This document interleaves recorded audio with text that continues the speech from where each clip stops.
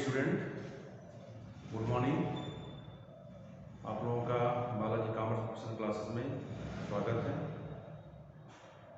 मैंने इसके पहले कुछ लेक्चर्स पार्टनरशिप अकाउंट्स के बारे में डिस्कस किया था। जैसे मैंने इंट्रोडक्शन ऑफ पार्टनरशिप के बारे में बताया था। अभी मैं उस लेक्चर को थोड़ा रोकता हूँ, बाद में उसके बारे में डिस्कस करेंगे। आज हमारे दिमाग में कई दिन से सोच रहा था कि एक अच्छा टॉपिक था अमलगमेशन ऑफ कंपनी, इसके बारे में डिस्कस करना चाह रहा था। काफ़ी बच्चे डिमांड कर रहे थे सर कि अमलगमेशन ऑफ कंपनी क्या चीज़ होती है, इसके बारे में मुझे डिस्कस करना था। तो आज हम लोग जो अमलगमेशन ऑफ कंपनी, जो कंपनी अकाउंट का सबसे स्पेशल पार्ट है, कॉर्पोरेट अकाउंट का सबसे स्पेशल पार्ट है अमलगमेशन ऑफ कंपनी। ये कंपनी का एकीकरण, जैसे आजकल आप लोग देख रहे होंगे मार्केट में भी बहुत सारी सरकार ने क्या किया, बहुत सारी बैंकों का अमलगमेशन कर दिया, मर्जर हो गया। तो इसके बारे में आज हम बात करने वाले हैं अमलगमेशन ऑफ कंपनी क्या चीज़ होती है। जैसे आप लोग सोच रहे हो कि मर्जर क्या है, विलय किसको कहते हैं। अभी बहुत सारी आपने देखा कि बहुत सारी जैसे भी पीएनबी में ओरिएंटल बैंक ऑफ कॉमर्स मर्ज हो गया, या आपने देखा कि बैंक ऑफ बड़ौदा में कई सारे बैंक मर्ज हो गए। तो कहने का मतलब ये मर्जर क्या चीज़ है, अमलगमेशन क्या है, आज इसके बारे में डिस्कस करने वाले हैं। अमलगमेशन किसको कहते हैं? बेसिकली 4 तरह का टर्म होता है: amalgamation, absorption, reconstruction and business purchase. तो मैं बात करने वाला हूँ अमलगमेशन ऑफ कंपनी के बारे में।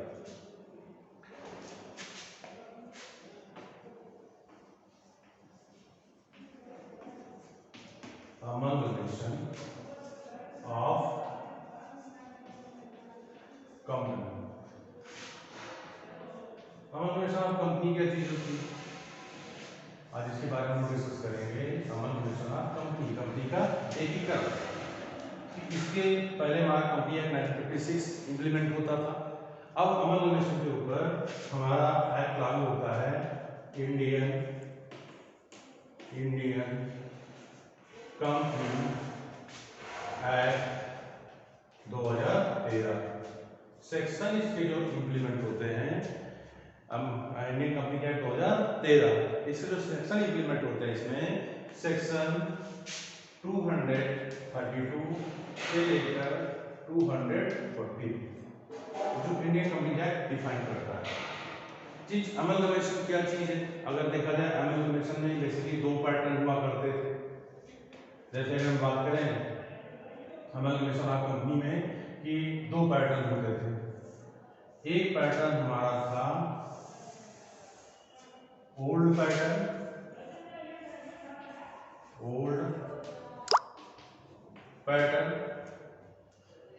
और दूसरा हमारा था न्यू पैटर्न। ठीक है, ओल्ड पैटर्न जिसको हम ट्रेडिशनल अप्रोच, ठीक है, परंपरागत विचारधारा कहते थे। और न्यू पैटर्न जिसको हम लोग बोलते हैं मॉडर्न अप्रोच। ठीक बेटा, old pattern traditional approach, new pattern modern approach. ये जो न्यू पैटर्न मॉडर्न अप्रोच था, ये लागू हुआ अक्टूबर 1994 के बाद। अक्टूबर 1994 के बाद, मतलब कह सकते हो कि आफ्टर ये इंप्लीमेंट हुआ। अक्टूबर 1994 आफ्टर ये लागू हुआ। और ये जो इसमें एक नियम लागू हुआ, क्योंकि अगर हम अमलगमेशन कंपनी के बारे में बात करें, इसमें बेसिकली अकाउंटिंग स्टैंडर्ड अप्लाई होता है, जो अकाउंटिंग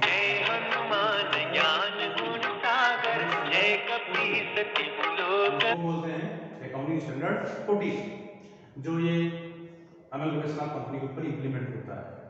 तो अक्टूबर 1994 के पहले, अक्टूबर 1994 के बाद दोनों विचारधाराओं में चेंजेस है।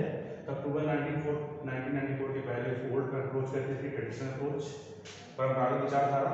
फिर न्यू पैटर्न अक्टूबर 1994 के बाद गवर्नमेंट ऑफ इंडिया ने कि सभी कंपनियों के लिए कंपलसरी कर दिया कि उसमें मॉडर्न अप्रोच क्या अप्लाई होंगे। ये जो अप्रोच अप्लाई होता है, ये 1995, मतलब 1995 से ये मैंडेटरी हो जाता है।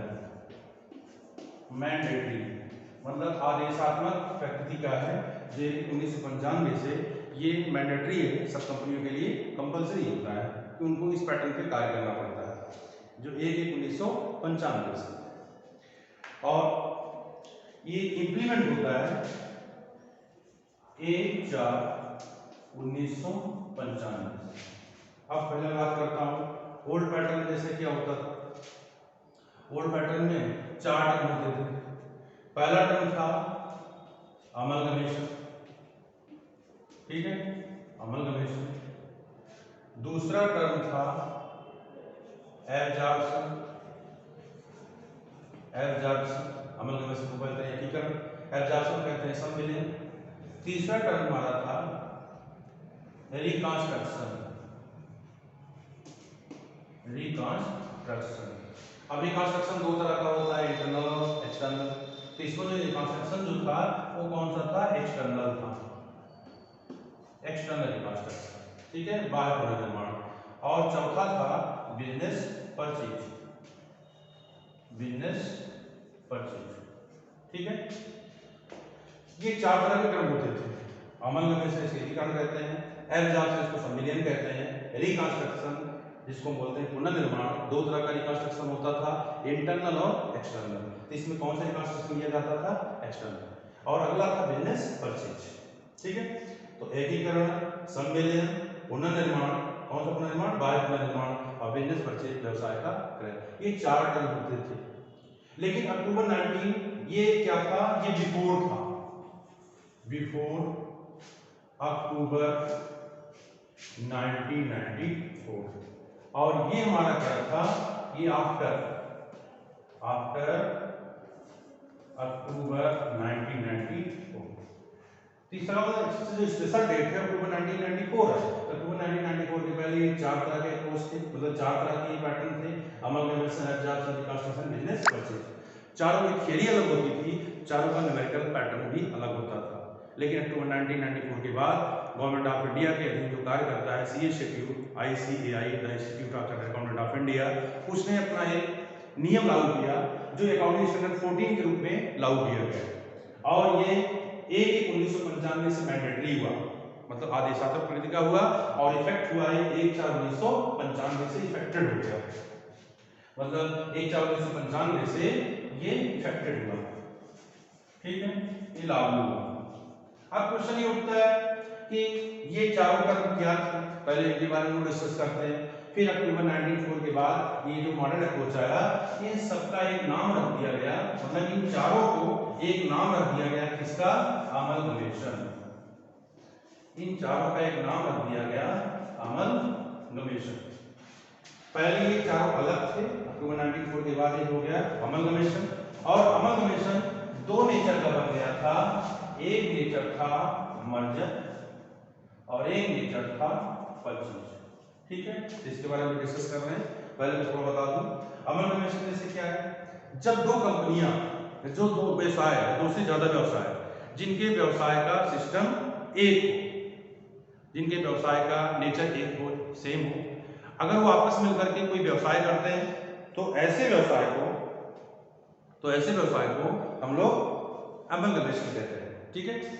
जैसे अगर मान लीजिए मैं एग्जांपल दूं आपको, थोड़ा मैं ऊपर मिटा देता हूं आप लोगों को।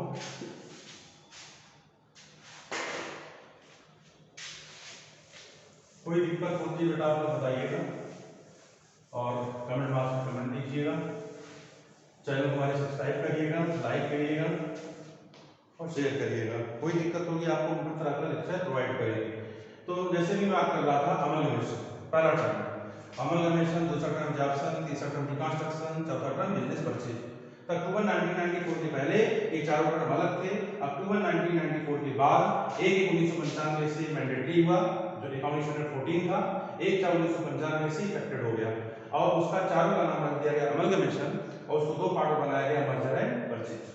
क्या चीज है अमलगमेशन, तो याद रखना, जब 2 कंपनियां, 2 से ज्यादा कंपनियां, जिनके व्यवसाय का नेचर सेम हो, आपस में मिलकर जब किसी एक नए का निर्माण करते हैं तो उसको हम बोलते हैं अमलगमेशन। जैसे फॉर एग्जांपल मान लीजिए एक एक्स कंपनी थी, ठीक, दूसरी वाई कंपनी थी।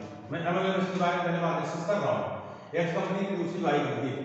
अब क्वेश्चन ये कि एक्स कंपनी मान लीजिए ये भी ऑयल का व्यापार करते थे, ऑयल का मान लो पेट्रोल आयल, वाई कंपनी भी ऑयल का व्यापार करते थे, पेट्रोल आयल, दोनों मार्केट में थे, दोनों मार्केट में कंपटीशन था। बाद में दोनों लोगों ने सोचा भाई कंपटीशन मार्केट को खत्म किया जाए, दोनों लोगों ने मिलकर के एक नई कंपनी बना ली जेड। तो जेड कंपनी बना ली, इसका मतलब ये दोनों लोगों ने अपना व्यापार मिलाकर के नया व्यापार बनाया जेड। इनको अमलगमेशन की लैंग्वेज में बोलते हैं ट्रांसफर और इनको बोलते हैं ट्रांसफरी।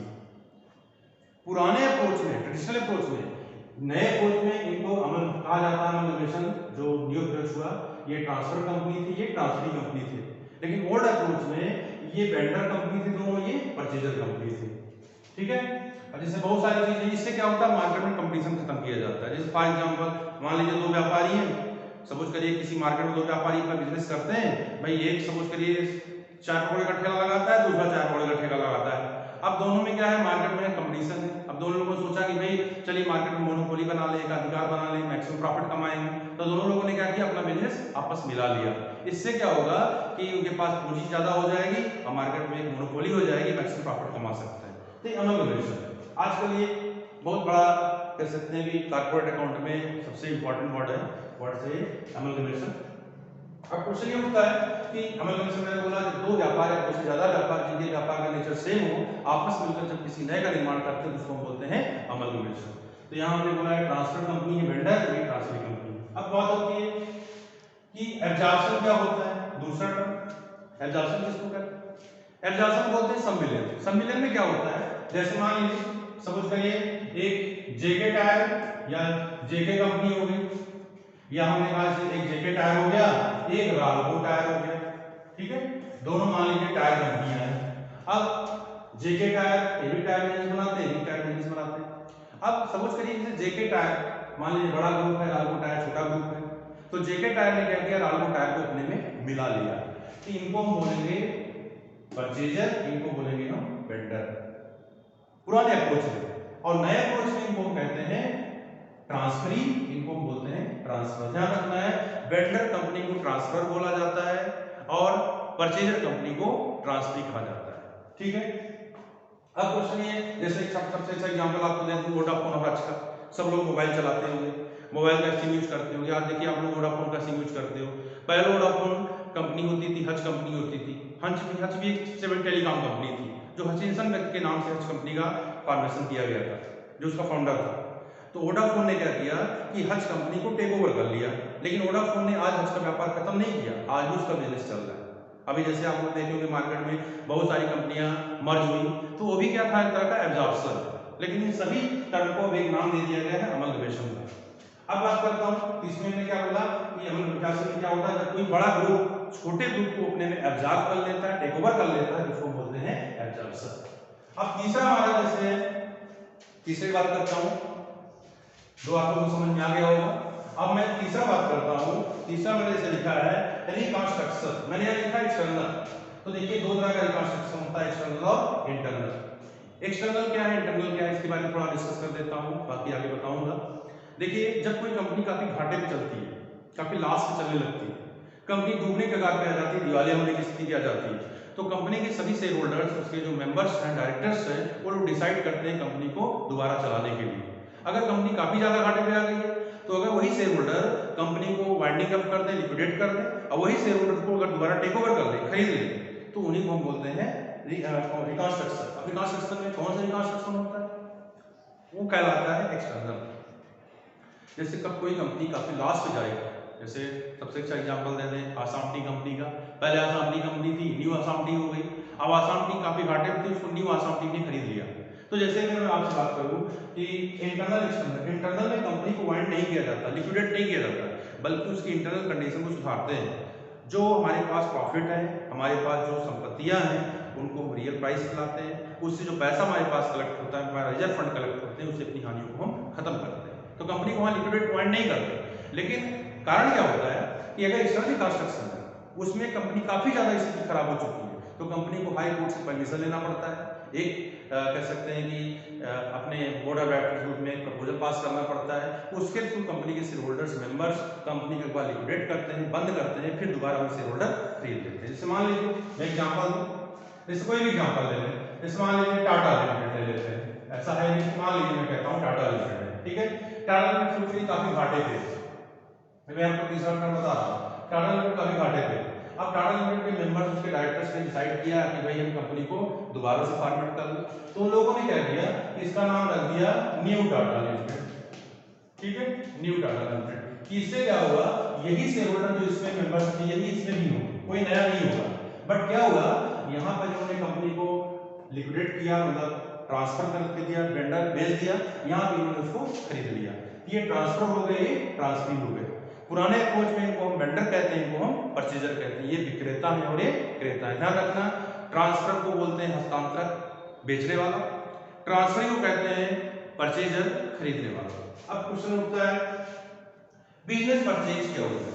याद रखना, जब कोई इनकॉर्पोरेटेड इंस्टीट्यूट किसी अनइनकॉर्पोरेटेड इंस्टीट्यूट को टेक ओवर करता है तो उसको बोलते हैं बिजनेस परचेज। जैसे फॉर एग्जांपल, कहने का मतलब जब कोई कंपनी, क्योंकि कंपनी का इंफॉर्मेशन उसका इनकॉर्पोरेशन होता है, जब कोई कंपनी किसी ऐसे व्यापार को खरीदती है जो कंपनी ना हो। जैसे मान लीजिए जेके टायर है, उसने किसी पार्टनरशिप को ले लिया, किसी सोल ट्रेड को ले लिया, किसी ऐसे व्यापार को ले लिया जो कंपनी नहीं है, तो ऐसे टर्म को हम बोलते हैं बिजनेस परचेज। तो ध्यान रखना, अक्टूबर 1994 के पहले ये चारों टर्म की थ्योरी अलग होती थी, चारों का अकाउंटिंग पैटर्न अलग होता था। लेकिन अक्टूबर 1994 के बाद अकाउंटिंग स्टैंडर्ड 14 लागू किया सी इंस्टीट्यूट ने, और 1/4/1995 से मैंडेटरी हुआ और 1/4/1995 से इफेक्टेड हो गया, और इन चारों टर्म का एक नाम रख दिया गया अमलगमेशन। दो नेचर का था, मर्जर और परचेज। अब थोड़ा इसके बारे में डिस्कस करता हूं। आप लोग बेटा समझ में आ रहा होगा, किसी को कोई समस्या होती, कोई प्रॉब्लम होती तो आप बताइएगा, थोड़ा आप लोग सपोर्ट करिए, क्योंकि अभी मैंने नया नया स्टार्ट किया है। काफी बच्चों की डिमांड थी पढ़ाया जाए, तो मैंने कहा ठीक है बेटा। तो हाँ, अभी मैंने बोला आपसे कि अमलगमेशन में चारों टर्म बताया, अमलगमेशन ऑफ कंपनी, ठीक है। इसके बारे में डिस्कस कर रहे थे। तो अभी मैंने जो आपको बताया था, ये हमारे टर्म थे। पहला था अमलगमेशन, ठीक बेटा, समझा दिए हम लोगों को। दूसरा टर्म था हमारा एब्जॉर्प्शन, तीसरा टर्म था हमारा एक्सटर्नल रिकंस्ट्रक्शन, ठीक बेटा। चौथा टर्म था हमारा बिजनेस परचेज, ठीक बेटा। ये चारों टर्म, इसका एक नाम हो गया अमलगमेशन, ठीक।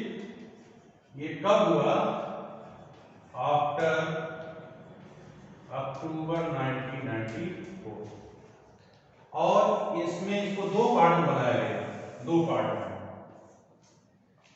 एक था अमलगमेशन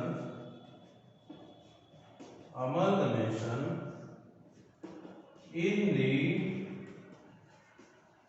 नेचर ऑफ मर्जर, ठीक बेटा। और दूसरा टर्म हमारा बन गया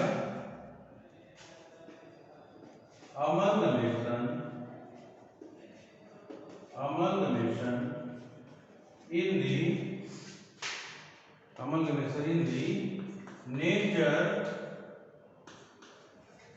नेचर ऑफ परचेज, ठीक है। थोड़ा राइटिंग में आप लोग दिक्कत आ रही होगी, लेकिन लैंग्वेज आप सुन रहे होंगे, हमारी वॉइस सुन रहे होंगे, उससे आप क्लियर हो जाएगा। Amalgamation in the nature of merger, दूसरा amalgamation in the nature of purchase. ये अक्टूबर 1940 के बाद अमलगमेशन, चारों टर्म को अमलगमेशन बना दिया गया, और ये दो पार्ट बन गया, मर्जर और परचेज। जैसे आज आप लोग सुन रहे होंगे, अभी ये बोला मैंने कि बैंक में बहुत सारे मर्ज हो गए, तो मर्जर और परचेज। मर्जर के लिए 5 टर्म बताता है, 5 टर्म। अगर पांचों टर्म फुलफिल हैं तो उसको बोलते हैं amalgamation in the nature of merger, और पांचों में से अगर एक भी मिसिंग है तो उसको बोलते हैं amalgamation in the nature of purchase. अब पांचों टर्म में जैसे मैंने बोला अभी आपसे, सबसे पहला टर्म क्या होता है कि ट्रांसफर कंपनी की समस्त संपत्तियां और समस्त दायित्व ट्रांसफरिंग कंपनी में चले जाने चाहिए। जैसे मैंने एग्जांपल दिया था ना, एक्स है और वाई है कि नहीं, एक्स और, या मान लीजिए एक्स को खरीद लिया किसने, वाई ने, तो वाई यहाँ पर कौन सी कंपनी हो गई, ट्रांसफरी, ठीक है, ये कौन सी कंपनी हो गई, ट्रांसफर, ठीक बेटा, ये ट्रांसफर हो गई, ये कौन सी हो गई, ट्रांसफरी हो गई। अब इस शेयर्स को वाई ने खरीदा, ये वेंडर है, ये परचेजर है। तो मैंने क्या बोला, पहला ट्रांसफर कंपनी की समस्त संपत्तियां और समस्त दायित्व ट्रांसफरी कंपनी में एज ए बुक वैल्यू पर चले जाने चाहिए, बुक वैल्यू पर, जिस वैल्यू बैलेंस में दिखाया गया है, पहला टर्म। दूसरा टर्म क्या होता है, ट्रांसफर कंपनी के कम से कम 90% equity share holder transfer company में चले जाने चाहिए। ट्रांसफर कंपनी कम से कम 90% इक्विटी शेयर होल्डर, जैसे इनके कम से कम 90% अंशधारी किसमें जाने चाहिए, इसमें जाने चाहिए, ठीक है। तीसरा क्या होता है, ट्रांसफर कंपनी का जो भुगतान करेगी ट्रांसफर कंपनी, भाई ये बेच रहा है अपना व्यापार, ये पेमेंट देंगे, तो ट्रांसफर कंपनी का जो भुगतान करेगी ट्रांसफर कंपनी उसका पेमेंट अपने शेयर्स के द्वारा करेगी, और शेयर्स अगर टुकड़े में होगा तो उसका कैश पेमेंट करेंगे, अगर फ्रैक्शन में होगा उसका कैश पेमेंट करेंगे, इक्विटी शेयर के द्वारा पेमेंट करेंगे, ठीक है। और चौथा क्या होता है, ट्रांसफर कंपनी का व्यापार ट्रांसफरी कंपनी कभी भविष्य में भी समाप्त नहीं करेगी, वही व्यापार करती रहेगी। ऐसा नहीं है कि यार मान लीजिए कि जैसे भी एग्जांपल दिया था मैंने वोडाफोन हज का, वोडाफोन ने हज को खरीद लिया, तो मान लीजिए वोडाफोन हज का व्यापार बदल दे, पेट्रोलियम व्यापार कर दे, है कि नहीं, ऐसा नहीं कर सकता, जो होगा वही होगा।